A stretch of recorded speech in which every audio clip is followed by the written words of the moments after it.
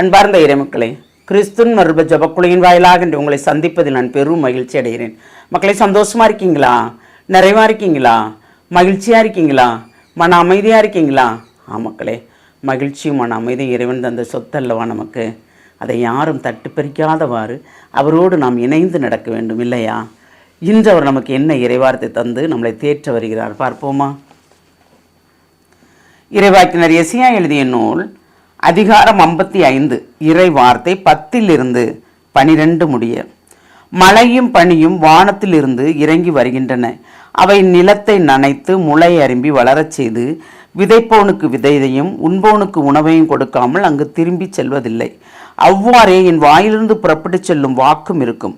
அது என் விருப்பத்தை செயல்படுத்தி எதற்காக நான் அதை அனுப்பினேனோ அதை வெற்றிகரமாக நிறைவேற்றாமல் வெறுமையா என்னிடம் திரும்பி வருவதில்லை. மகிழ்ச்சியுடன் நீங்கள் புறப்பட்டு செல்வீர்கள், அமைதியுடன் நடத்தி செல்லப்படுவீர்கள். மலைகளும் குன்றுகளும் உங்கள் முன் முழங்கி மகிழ்ந்து பாடும், காட்டு மரங்கள் கைகொட்டி ஆர்ப்பரிக்கும். Praise the Lord.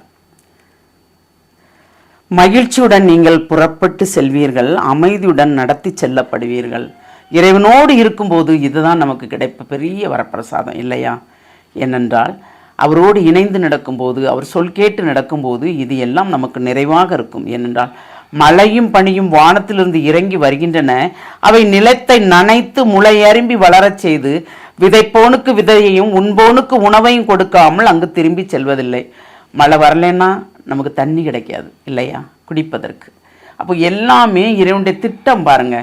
மழை வருது, பூமி நனையுது, விவசாயிகள் நிலத்தில் விவசாயம் பண்ணுறாங்க, அதன் மூலமாக நமக்கு உணவு கிடைக்குது, அவங்களுக்கு விதையும் கிடைக்குது. அப்போது எவ்வளோ ஒரு பெரிய அற்புதமான காரியத்தை இறைவன் நமக்கு செய்து தருகிறார் இல்லையா?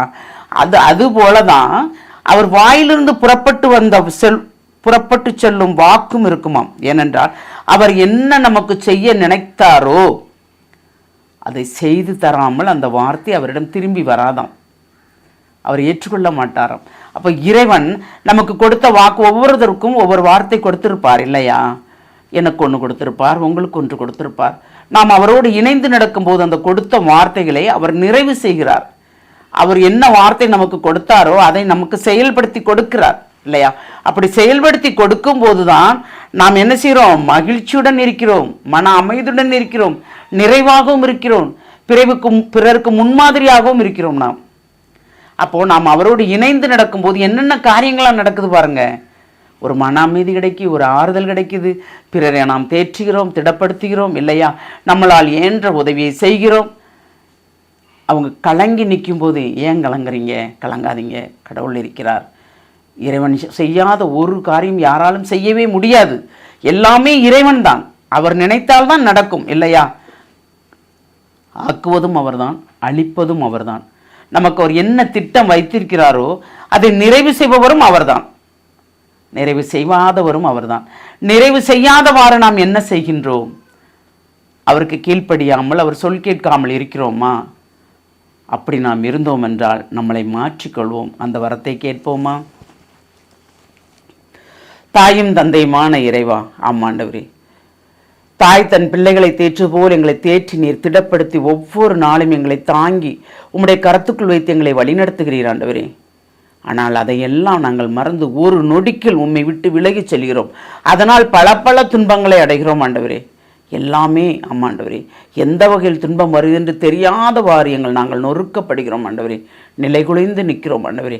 ஆனால் அந்த நேரத்தில் உம்மை நினைக்கும் போது உடனடியாக எங்களை நீர் கையில் எடுத்து எங்களை தேற்றுகிறீரே, அதற்கு கொடான கொடி நன்றி ஆண்டவரே. உம்மையன்றி ஒரு அணுகூட அசையாது என்பது நாங்கள் அறிகிறோம். அந்த அறிதல் புரிதல் மூலமாக ஆண்டவரே இனியும் உம்மை விட்டு பிரியாதவாறு இருக்கும் வர வேண்டும் என்று உம்மை இறைஞ்சி மன்றாடுகிறோம். எங்கள் ஜெபம் கேட்கும் நல்ல பிதாவே.